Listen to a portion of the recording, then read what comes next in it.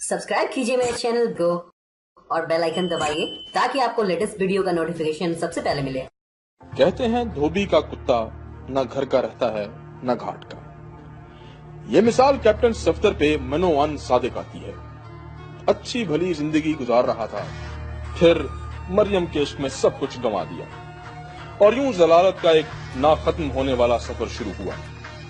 नौकरी हाथ से गई, घर बार छूटा और आखिर बीवी भी हाथ से निकल गई। कैप्टन सफदर को पाकिस्तान के मजलूम शोहरों की अंजुमन का सदर कहा जाए तो गलत न होगा।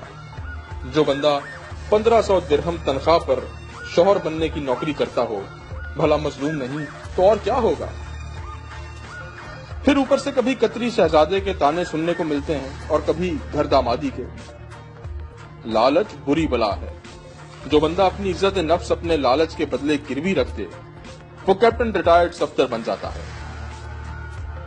इबरत के लिए यह देखना काफी है कि बज़ाहिर एक बंदे के पास दौलत है, घर है, बीवी है और बच्चे हैं, लेकिन इसके बावजूद उस बंदे के पास कुछ नहीं, न बीवी, न बच्चे, न अपना घर और न ही दौलत। बेचारगी का यह आलम है कि शरीफ खानदान पे जब मुसीबत पड़े तो सफदर को आगे कर दिया जाता है।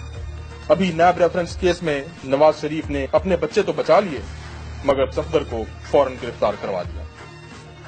यही काम उसकी बीवी मरियम सफदर ने किया। शौहर की गिरफ्तारी पर मरियम ने विक्ट्री का निशान बनाया, जबकि भाइयों की पेशी के सवाल पे कह दिया, इन पर तो पाकिस्तानी कानून लागू ही नहीं होता।